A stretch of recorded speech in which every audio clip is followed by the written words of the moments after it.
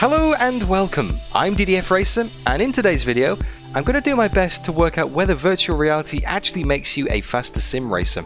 Well, straight away I can see a problem. It depends on what you mean by fast. Are we referring to outright pace over one lap or consistent pace over the course of several? And also, it's not always just a case of being fast, you have to have racecraft as well. You can be the quickest person in practice and over the course of a single lap, but it is not going to matter in the race if you are constantly getting caught up in other people's incidents, you can't overtake, you can't defend. What? Oh, too late again! Oh damn! There's a bin. For the purposes of this test then, I am going to remove that aspect from the mix entirely, simply because it is so hard to recreate the exact same racing scenario in VR and then on a monitor in a separate session, and we need some solid hard data to work with here. So this test today is purely going to be about the lap times, as that gives us a much more direct comparison. My plan then is to pick a car track combination that I'm very familiar with, so that I don't have to basically learn it throughout the course of the test and skew the results, and then do a 10-lap stint in VR, and then a 10-lap stint on the monitor. In order to make the data valuable, I'm only going to take the 6 best lap times from each stint, because then that removes any anomalous laps where I may make a mistake or I may still be getting up to speed. The track conditions and car setups will be identical between the VR and the monitor, all the way down to the track temperatures, time of day, and cloud cover. To be thorough though, I won't just be doing one comparison, I'll be doing 4 comparisons, each in a different car track combo, each in a different sim. And also, to get rid of any kind of bias, on some runs I'll do VR first, and on other runs I'll do the monitor first. The idea is to make this thing as fair as possible and as unbiased as possible, so I think by mixing it up like this we should get some pretty representative results, and we should get some good info as to whether it's faster to race on a monitor or on a VR headset. Now, some of you regular viewers on this channel will know that I spend the vast majority of time in VR sim racing, and you're probably going to be saying, "But Dan, of course you're going to be faster in VR, you use it all the time." And to be fair, I do expect to be faster in VR. But I also have been driving a lot in Automobilista 1 recently, and that doesn't even have VR, so I've had to spend a lot of time learning how to drive on a monitor again, basically. Speaking of my monitor, for these runs, I'll be using my AOC Q3279VWF8 single desktop monitor. That's a mouthful. No triples here, although I do have a second screen for things like my recording software and data overlays, which you'll see me glancing at occasionally throughout these runs. And of course, for the virtual reality runs, I'll be using my Oculus Rift CV1 headset, complete with ridiculous sticker on the front. Now, I'm not going to include the full runs in this video, because then it would end up being several hours long and probably bore most of you to death. Instead, I'll do a summary of each run, post some data up on the screen, and do some analysis as we go. But if you do want to go and watch the full stints for yourself, then check out this link on top of the screen for a playlist of the full runs. Hey, who am I to judge? There's a lot of time to fill in lockdown right now. Am I right? Right then, let's get stuck in.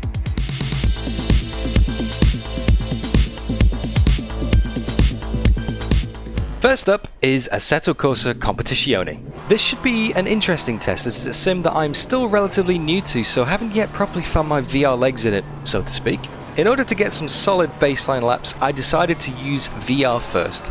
Now, just to clarify, for all of these tests, I will be using the default setup and car parameters. In ACC, there are a lot of things you can change in the car, such as traction control, ABS, engine maps, and so on, so I won't be touching them here. I'll be using the aggressive setup preset for the car, and that's it. No other changes. Now, I found it much easier to be consistent in ACC compared to any other sim I tried in these tests. The cars feel very stable and encourage you to get into a rhythm. During this stint, even when pushing the car, it reacted in a very predictable way, and the limits weren't black and white. You could push over them and still bring the car back into line, unlike some other sims where you push too hard, go over the limit, and suffer an unrecoverable loss of control. Because of that, I settled into the car super quickly, with nearly every lap of the stint being quicker than the previous, and by the last lap of the stint, I got down to my fastest time of a 1:30.168. The other laps weren't too far off though, and when we took the best 6 laps from the run, there's only a spread of 0.249 seconds between my fastest and my slowest times.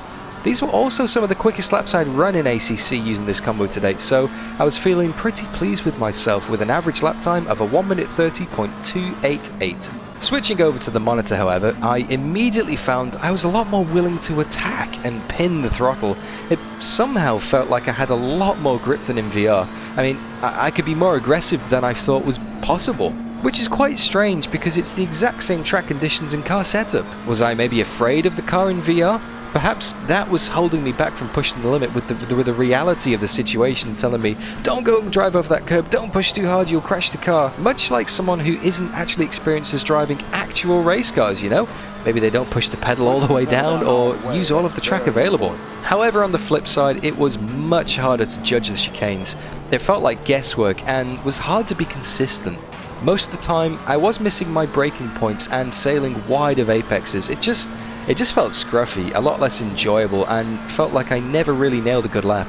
Perhaps the lack of depth perception from no VR was making it difficult for me to feel how far away the corner was. Maybe even coming from VR to a monitor back to back was just a bit too much of a change and a bit of a bad omen for the rest of the experiment. And considering this is the first time I'd actually ever driven ACC on a monitor, I wasn't expecting much. My fastest time? 1 minute 29.808. Over 3.5 tenths faster than my VR effort.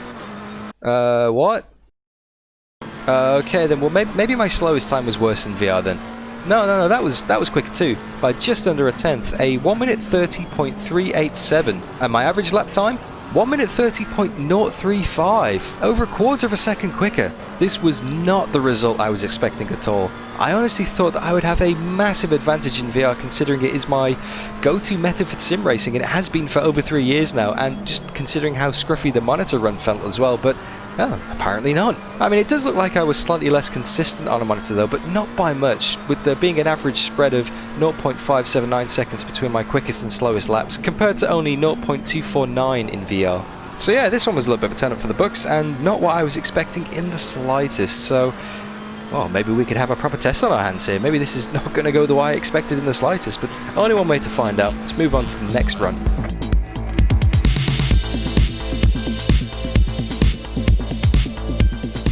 Moving on to my second run of the day, and up next was Automobilista 2.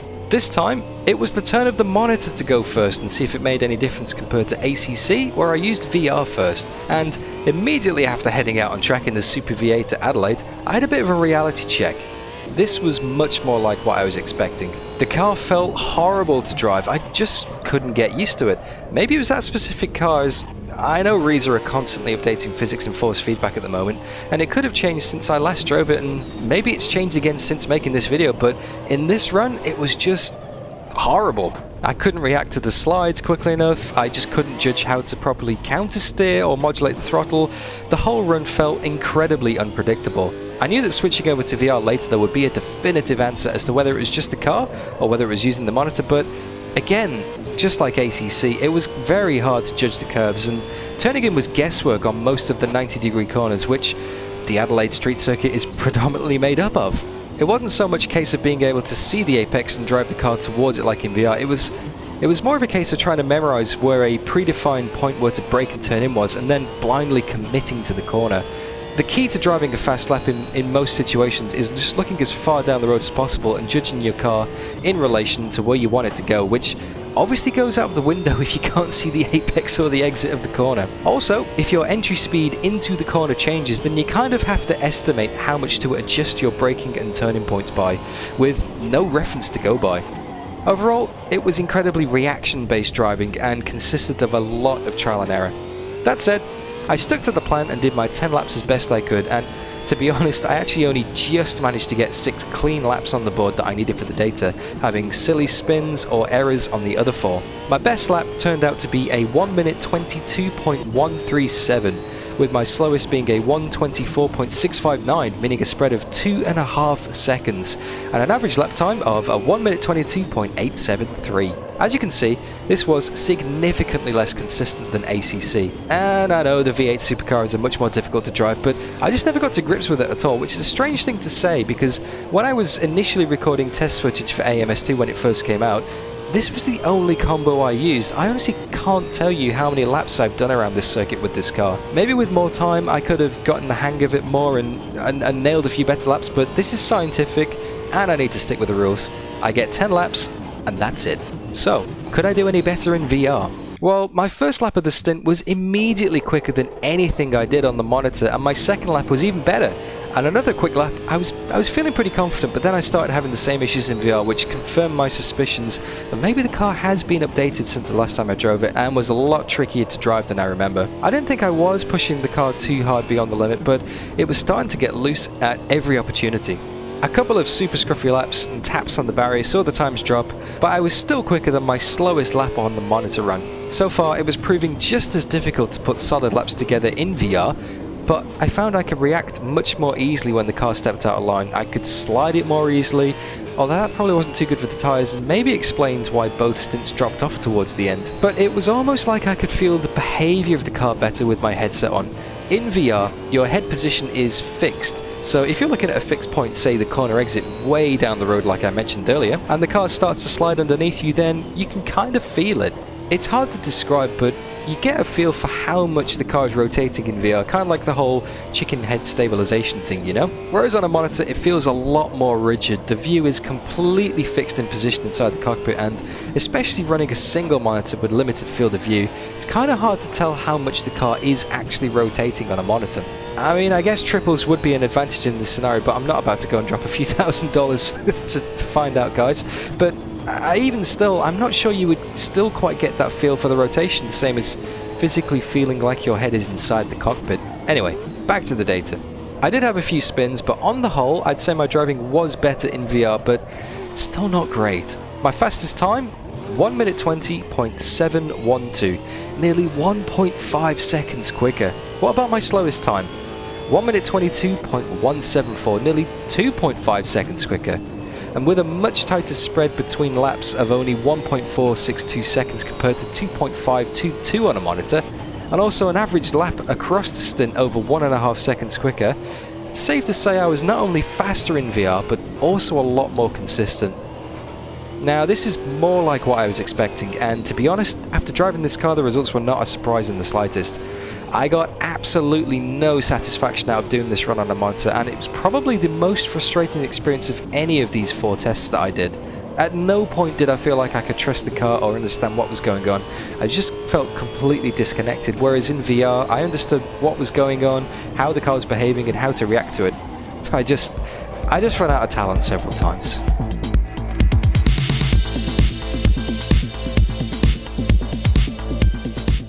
Alright then, test number 3, and time to fire up the sim that got me into making YouTube videos properly in the first place.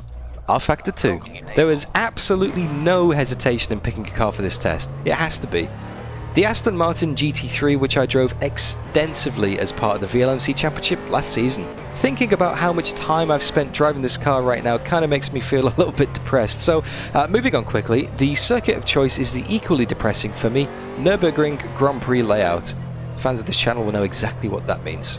Somewhere that combines potentially blind hairpins on a monitor, but also the faster, more open high-speed sweepers that seem to suit me in ACC at Zolder. Besides, this was probably the circuit I practiced the most at during my VLMC season, so I might as well use that to my advantage. And to keep things all mixed up and keep me on my toes, I decided to use the VR headset first up again, much like the first test with ACC. So, would the results be the same though? Would it be a case of the monitor being better? Well, only one way to find out, and that was to go and do my first set of 10 laps. Immediately out the box, the pace felt good, although a little rusty. Handling in rFactor 2 felt very odd compared to everything else I've been driving recently, and I can't really put my finger on why. A little floaty, probably bad force feedback settings on my part, but I'll have to do some research into that. Anyway, it didn't take me long to set my fastest lap of a 1:57.186. But that's just the way the tyres work in rFactor 2. They're good for maybe 2 or 3 laps at the start of the stint and then plateau off by about a second or so and stay there for the rest of the stint. So, if you want to get those quick times in, then you better come out of the box with some pace and hit it hard. The rest of the stint was pretty uneventful, save for a bit of a clumsy spin on my final effort, but I'd already got my 6 best laps in, so it didn't really count for anything. The slowest of those 6 laps was a 1:58.018, meaning a spread of 0.832 seconds, and an average lap of 1 minute 57.785. Now that I was up to speed again with rFactor 2, how would I go on a monitor, bearing in mind that the first few laps are always best on the tyres? Well, out of my first 3 laps, I only managed 1 clean lap of a 1:57.513. Just over 3/10 slower than my best VR effort. Not terrible, and to be honest, after the scruffiness of how the stint started, I was quite surprised by that pace. Once again though, I didn't particularly trust what the car was doing on a monitor, and I found it much harder to hit my marks consistently. It was also, again, a lot harder to judge and control the car on the limit, and I felt myself turning many small mistakes into big ones that I would have been easily able to avoid in VR. However, of the 6 best laps I set, my average time of a 1 minute 57.988 was much closer to my fastest time on a monitor, which, compared to VR, my average to my best wasn't as close as this. My consistency was better on a monitor, although the data is slightly flawed as I had a lot more mistakes on the monitor run, but hey, the data is the data. 6 laps versus 6 laps. With more practice, I think I could make it work on a monitor in rFactor 2, to be honest. I think it's more a case of adjusting to the physics again, as opposed to adjusting to the monitor maybe, which is kind of reassuring considering the amount of VR freezes I've had in this game, and didn't do my VLMC season attempt any good either. To be honest, those screen freezes robbed me of a couple of top 10 finishes in probably the most competitive field I've ever raced in, so in hindsight, maybe I should have done that season on a monitor. Although if I was going to switch to a monitor, then this track is the perfect example of why triple screens are essential. The first sector has several tight hairpins which are practically blind on a single screen. You have to turn in and just trust that you got it right. If you didn't, then it's already too late to fix it. In this situation, virtual reality has a massive advantage as you can physically turn your head, look towards the apex and guide the car out the corner. Your view isn't fixed inside the cockpit. So, 3 out of 4 tests down, and so far it's leaning towards VR, but not by much. Those ACC runs at the start were a big surprise, and the consistency in rFactor 2 is also making me wonder, so time to head over to probably the one sim I have the most experience with and settle it once and for all. RaceRoom Racing Experience.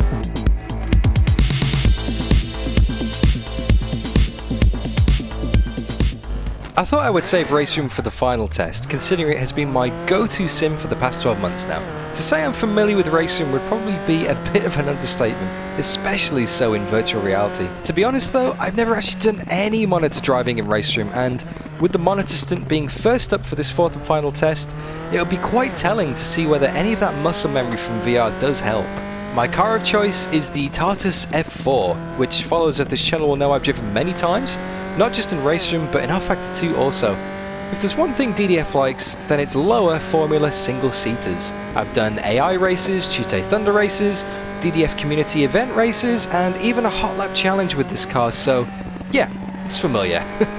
Same goes for Laguna Seca too. This circuit has popped up several times on this channel, and for good reason. It's awesome. So this combo should be something that I can rely on to get up to speed in no time. Now, something I need to point out here is I only did 9 lap stints instead of 10 because, well, I'd done a lot of laps by this point of the day and I got a little bit confused by the lap counter in-game. Classic DDF. But something I discovered straight out of the box is that there was no learning curve at all. I could immediately get on the pace. The car felt incredibly comfortable, even on a monitor. In fact, the car felt so comfortable that I didn't make any mistakes throughout this. My first ever monitor stint in RaceRoom, and every single lap, bar one, was quicker than the last. By the time it came around to park the car, I just wanted to keep on going because I knew I could get quicker and quicker, and there was just so much more time to be found. For the first time all day, driving on a monitor actually felt really nice, and I know for sure I'm going to be revisiting RaceRoom on a monitor again in the future. But what about the actual lap times, guys? How did they stack up? Well, taking into account my 6 best laps from the stint, my fastest time was a 1 minute 25.056, with my slowest being 1 minute 26.286, meaning a spread of 1.230 seconds, with an average lap of 125.520. I think I could have quite easily got into the 24s if I had a few more laps, but you know what the rules are by now, 10 laps and that's it. Well, in this case 9 laps because I'm an idiot. At this point, I was extremely intrigued to see how my VR run would go. Like I said earlier, RaceRoom in VR is my go-to combo for sim racing, and I would expect to be on the pace right away, but would that be the reality? Heading out on the track, and the first thing I noticed, which actually wasn't obvious in any of the cars I'd driven so far, was the detail on the steering wheel. On the monitor run in RaceRoom, I'd previously been using the delta on the built-in display to see my lap numbers and speeds, but the Formula 4 display is pretty small, and it was actually making it quite hard to read. I guess I've adjusted to VR over time and gotten used to the reduced resolution, but this really hit home for me and made it quite apparent the drop in detail you suffer compared to racing on a monitor. And it kind of makes me wonder how much more detail I'm missing, you know, things like braking markers, cars off in the distance. At the moment, I just take it for granted that racing in VR is going to be a little bit blurry, but this makes it obvious that an increased resolution is really the area that virtual reality needs to improve upon in the coming years. I don't need to comment too much on the driving here though, to be honest, because it was exactly as I expected. Incredibly comfortable and almost second nature. My first flying lap was a 125.4, only 4/10 off the pace of my fastest time from the monitor run, and the next couple of laps were only a 10th shy too. However, after lap 4, I dropped into the 24s for the first time all day, and never really looked back. Well, actually that's not true. On lap 7 I had my first and only error of either VR or monitor run in RaceRoom. Pushing too hard into the corkscrew, I lost the car and ended up facing the wrong way, kind of wondering what just happened. I honestly thought the VR run was going to be peak DDF, come on Dan. Although, I guess binning it in a private practice session with no pressure would be what many of you consider to be peak DDF. Yeah, cheers guys. Although I guess this further reinforces why I decided to take only the 6 best laps out of the 10 in order to avoid any anomalous laps like this. So, after the stint, how did the times compare? Well, you already know that my VR run was quicker, but my best lap of a 124.403 put me 0.653 seconds faster than my best monitor effort. Now that's quite some margin. And my slowest lap of a 125.376 was a whopping 0.910 seconds better than my slowest lap on a monitor, and only 3/10 off my best. However, in a slight quirk in the numbers, it actually turned out that I was more consistent on a monitor due to the fact that my average lap worked out to be closer to my best, and to be honest, I'd have to agree with that. With the monitor, it felt like I was just getting better and better, so maybe if I did a second run now with some more laps on my belt, I could be just as good on a monitor as I was in VR. And I actually quite enjoyed it too, which feels incredibly odd to say considering how much time I've spent driving RaceRoom in virtual reality.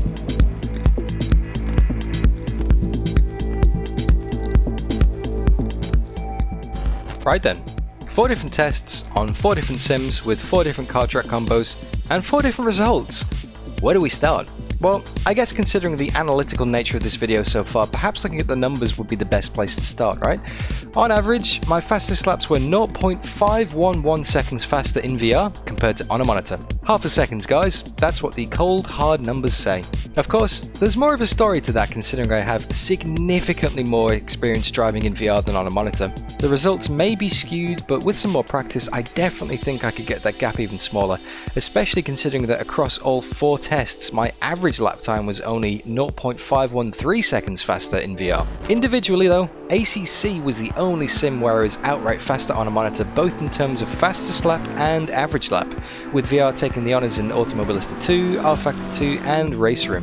Automobilista 2 was by far my worst performance, not only overall but on a monitor as well, a staggering 1.5 seconds off the pace.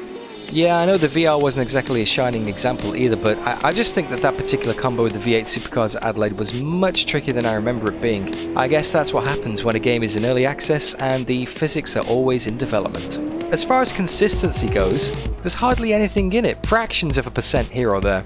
I was slightly more consistent in VR in ACC and AMS2, but switching over to RF2 and RaceRoom, I was actually slightly more consistent on a monitor. Perhaps that's because these 2 sims were last on the test and I'd already warmed up, so to speak, and was getting used to driving on a monitor again. It definitely felt like my driving was much more inconsistent on a monitor though, but that's just a case of practicing. The main difference I noticed here though is comfort levels, both physical and mental. In virtual reality, especially over the course of longer stints, it can become quite uncomfortable and warm inside the headset.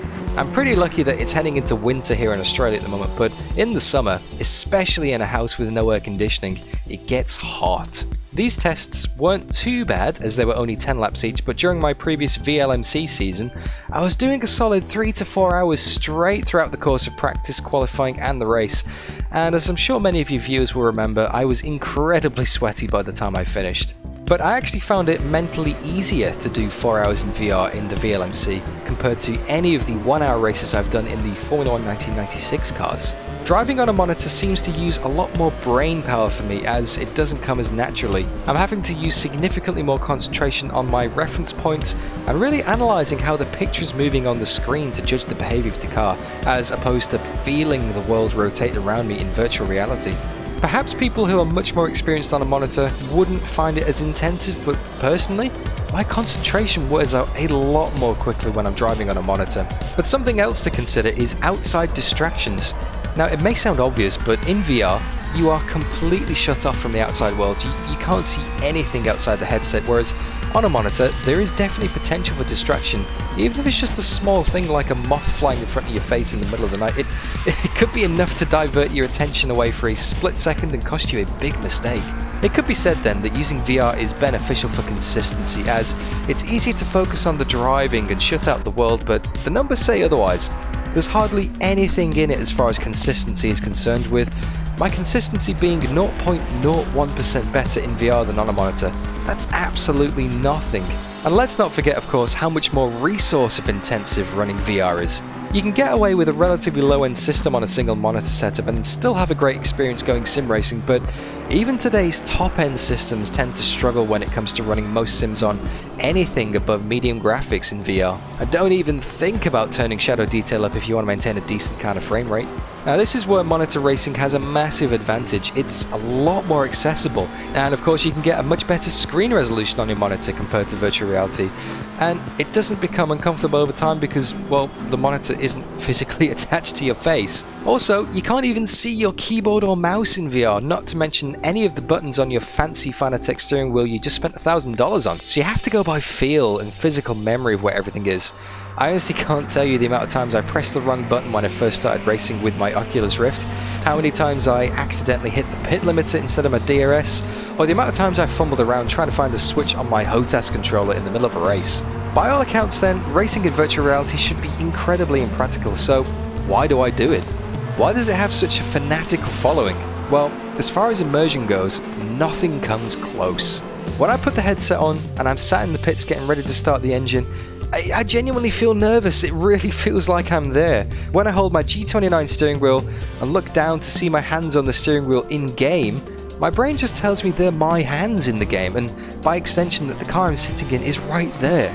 And when I start driving around, because of the separate images for each eye and the true 3D nature of what is being fed into my brain, I know exactly how far away that apex curb is, how close I am to the barrier, exactly how fast I'm going. I can judge distances so much better, even though I may not be able to make out all of the details entirely because of the reduced resolution. I personally feel so much more in control of the car, even though it may not seem that way from you guys watching on the outside.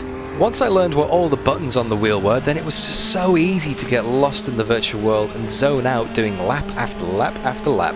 All of this doesn't even take into account a racing situation either, where I'm going to be going side by side with the cars and can get an incredibly accurate perception of how much space there is between us, with the ability to physically turn my head around and look over my shoulder, or over the top of an open wheeler cockpit to check if the front wing is still there. Not that I've had to resort to that much, of course. Driving in virtual reality just puts my brain inside the car so much more effectively than driving on a monitor ever could. So, to answer the question, does VR make you a faster sim racer? Yes, I'd say it does.